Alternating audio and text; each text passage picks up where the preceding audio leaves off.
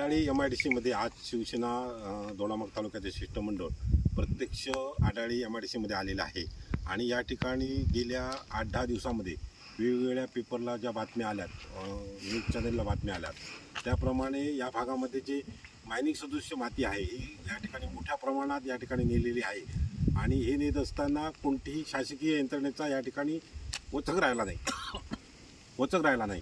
तर त्यासाठी आम्ही या ठिकाणी प्रत्यक्ष या ठिकाणी पाहणी केली. आज या प्रत्यक्ष या प्लॉटवर आहोत. या प्लॉटवर संपूर्ण आपण पाहत असाल तर मोठ्या प्रमाणात इथली माती मायनिंग सुद्धा माती या ठिकाणी नेलेली आहे. त्याचप्रमाणे अनेक आणखी 2-3 ठिकाणी आम्ही जाऊन आलो तर त्या ठिकाणी सुद्धा नेलेली आहे. महसूल डिपार्टमेंटला आमची एक अशी विचारणा आहे की एवढं सगळं होत असताना ही वाहतूक असताना तुम्ही झोपी गेला आहात का? आज सकाळीच या संदर्भात या राज्याचे उद्योगमंत्री माननीय उदयजी सामंत यांच्याशी आमचं बोलणं झालं.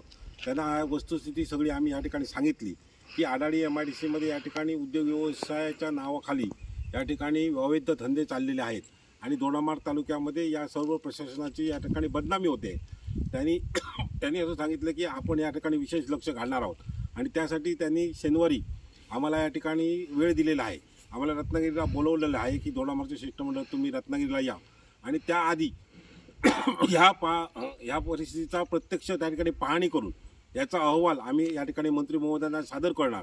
कारण त्यांनी सांगितलं की अधिकारी वर्गाने या संदर्भातली आपल्याला कोणतीही कल्पना दिली नाही, कुठे लेवलिंग आहे की कुठे काय होत आहे. तर या ठिकाणी प्रत्यक्ष या ठिकाणचे जे व्हिडिओ आहेत, या ठिकाणचे जे फोटो आहेत हे आम्ही त्या ठिकाणी मंत्री महोदयांना दाखवणार आहोत आणि त्यांना वस्तुस्थिती सांगणार आहोत आणि यावर योग्य ती तुमच्या डिपार्टमेंटमार्फत कारवाई करावी अशी मागणी आम्ही या ठिकाणी करणार आहोत. त्याचप्रमाणे तहसीलदार महसूल डिपार्टमेंट आहे त्यांनासुद्धा आम्ही आज या ठिकाणी भेटणार आहोत आणि भेटून त्यांनासुद्धा या ठिकाणी या कल्पना देऊ तुम्ही काय कारवाई केली आणि कोणत्या उपाययोजना केलात या संदर्भात सुद्धा त्यांना विचारणा आम्ही करणार आहोत.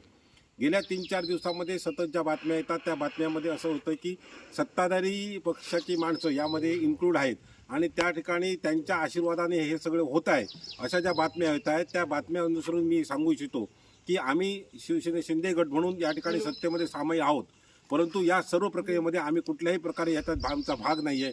आमच्या कोणत्याही पदाधिकाऱ्याचा याच्यामध्ये भाग नाही आहे आणि या सर्व गोष्टी आम्ही या ठिकाणी अनलिगल आहेत त्या हाणून पाडण्यासाठी सत्तेचा वापर करून हे सगळं बंद करणार आहोत.